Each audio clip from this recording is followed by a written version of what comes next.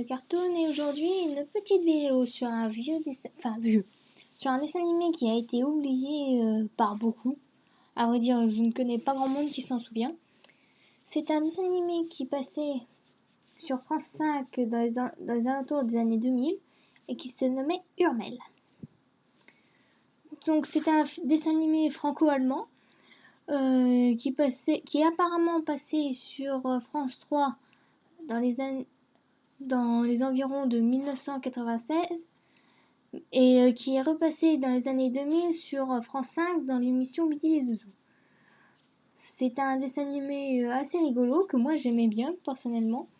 Je le regardais tous les midis et j'en ai de très bons souvenirs. Alors, ce dessin animé raconte l'histoire d'un petit groupe de personnages qui vit tranquillement sur une petite île qui s'appelle Titiwou.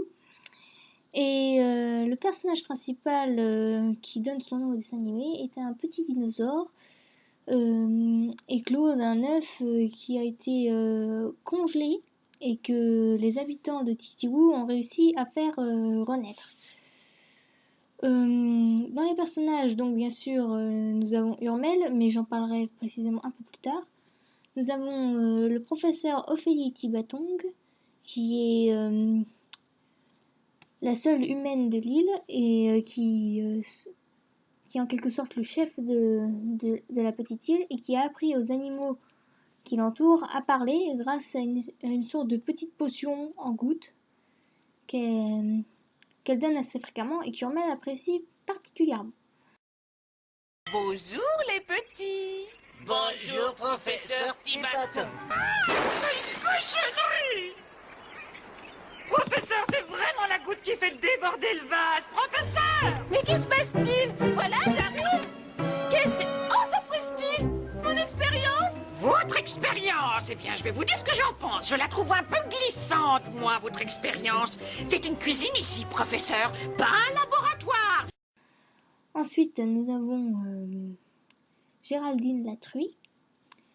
Alors elle, on va dire que c'est un petit peu la maman de tout le monde parce qu'elle s'occupe de tout ce qui est ménage, repas et tout ça. Et c'est particulièrement la maman de Hurmel. C'est elle qui va l'adopter quand Hurmel va éclore. Et même si elle le gronde pour ses nombreuses bêtises, elle l'aime beaucoup. Et dès qu'il arrive à la moindre petite chose à son bébé, elle panique. C'est vraiment une maman poule avec son poussin. Ah, te voilà quand même, Chous. Oh, désolé, professeur, mais j'ai dû me tromper de chemin quelque part. Chus. Quoi? Ensuite, c'est bien nous mieux. avons Chou, le goéland, la mouette. Je sais pas exactement ce que c'est. Je pense que c'est plutôt un goéland. Et il sert en quelque sorte de messager entre Titiwou et le continent. Il est pratiquement myope, il voit pratiquement rien, mais il refuse de mettre des lunettes. Et il est fou amoureux de Géraldine. Alors, il l'appelle toujours Madame Géraldine, essaie de faire des courbettes devant elle. Il est assez jaloux d'Hurmel qui attire toutes les intentions de Géraldine. Et Ping, t'es gentil, mais tu sors de ma coquille tout de suite. Et dis-moi, tu sais que ça se prête, les coquillages? Prêtez mon coquillage? Ah mais oui, beaucoup de gens font ça. Maintenant qu'on n'en trouve plus beaucoup. Oui, eh ben pas le mien, jamais. Maintenant tu files d'ici. Ensuite, D'accord, nous d'accord. avons Mais c'est Vava pas la et peine de Ping. se fâcher pour ça. Vava est un parent assez égocentrique qui ne pense qu'à lui-même et qui passe plus son temps à critiquer les autres qu'à vraiment faire quelque chose d'intéressant.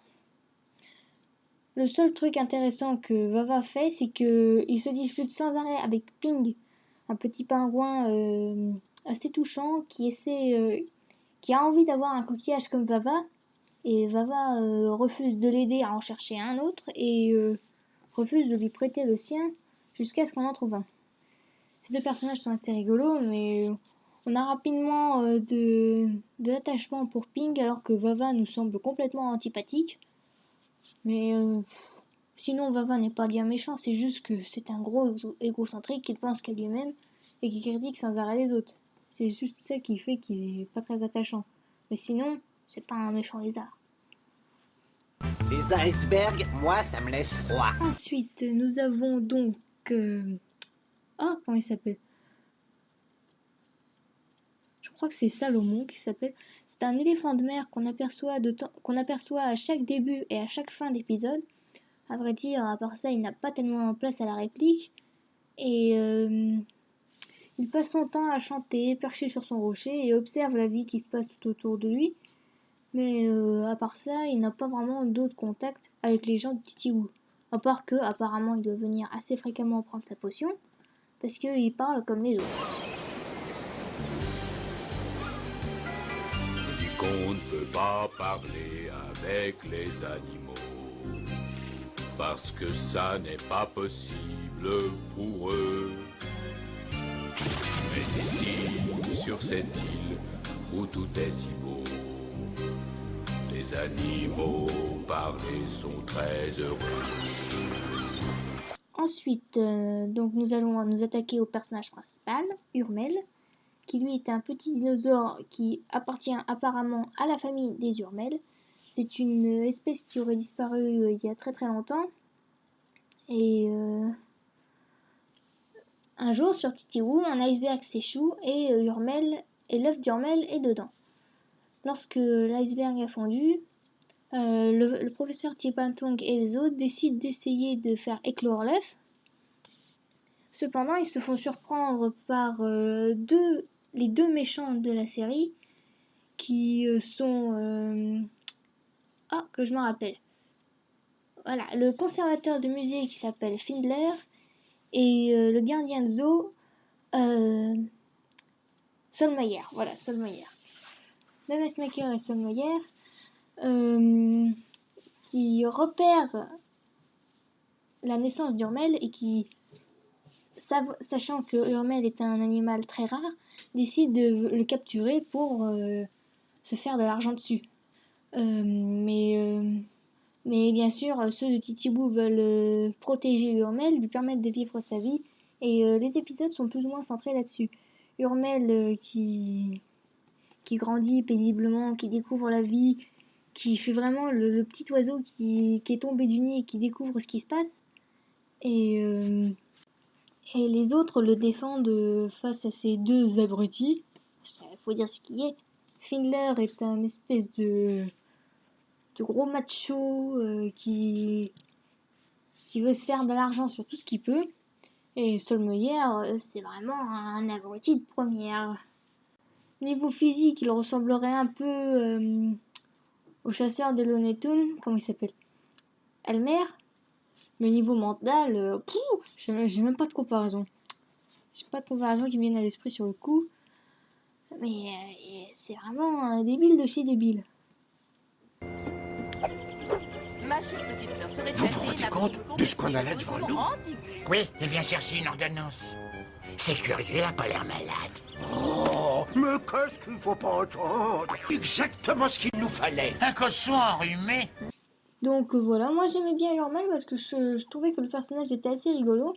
C'était un grand enfant, il était bien sûr 10 fois plus gros que les autres, c'était un énorme bébé, et je trouvais amusant ces petits passages où il découvrait la vie, et il y avait des moments, il y avait parfois des courses-poursuites assez rigolotes, il y avait ils se faisaient des blagues entre eux, Urmel qui essaie toujours de voler des gouttes parce qu'il adore ça, je sais pas ce que le professeur Tibaton peut mettre dedans, mais apparemment ça plaît beaucoup à Urmel. C'est même ça qui fait qu'il tarde à parler, c'est parce que il se rend compte que tant qu'il ne parle pas, il a des gouttes, donc il met un temps fou à parler à cause de ça. Regarde mes lèvres et répète Urmel. Oh, j'abandonne. Tu es peut-être resté givré trop longtemps. Ta langue doit être encore congelée. Urmel. Goutte. Veux des gouttes. Veux gouttes. Sinon, niveau personnage, il y en a un qui me revient, on l'aperçoit pas beaucoup, c'est la sœur de Feuille Tibatong, c'est une pharmacienne qui habite sur le continent et comment je vais dire ça? Elle fournit, on va dire, sa sœur un médicament quand il y a des malades sur l'île. Il n'y a pas grand chose qui me revient sur le coup sur ce dessin animé. Moi je l'aimais bien. Je trouve dommage qu'il n'existe plus. Ah si, j'avais oublié. Ce dessin animé a été tiré d'une très vieille série apparemment. Une série de romans si je ne me trompe pas. Que je me rappelle le titre. Urmel of den Ice. C'est un roman allemand. Hein. Attendez que je me rappelle le titre en français. Pleuboc, Diplodocus de choc ou quelque chose comme ça, je me rappelle plus très bien. C'est pas très connu en France. Et donc ça avait été fait avec des espèces de personnages qui étaient déguisés en marionnettes géantes, un peu comme Casimir. Et apparemment ça avait dû marcher à l'époque. Et ils en avaient fait ce dessin animé que moi je connais personnellement et que je vous conseille, même si je n'ai pas retrouvé beaucoup d'extraits en français. J'en ai trouvé plus en allemand, mais moi, vu que je connais plus ou moins les dessins animés, je comprends, et que je connais un peu l'allemand, j'arrive à décrypter. Mais voilà quoi, c'est un peu dommage, j'ai pas retrouvé de français. Il y a aussi deux petits films qui ont été inspirés de ce contexte-là.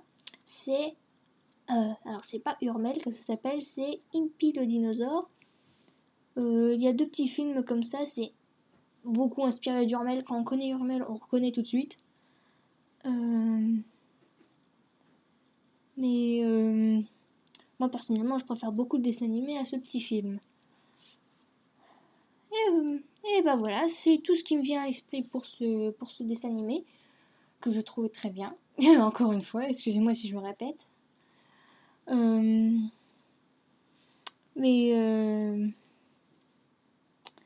Et voilà, j'espère que je vous aurai donné envie de le regarder, même si, comme je vous dis, je n'ai pas beaucoup trouvé de version française. J'espère que ça vous aura intéressé, pour ceux qui connaissent, ça vous aura rappelé des souvenirs. Si j'ai oublié de dire des choses, prévenez-moi. Je pourrais refaire une vidéo de rappel. Voilà, donc je vous souhaite une bonne soirée. J'espère que vous allez bien. Portez-vous bien et à la prochaine. Bisous!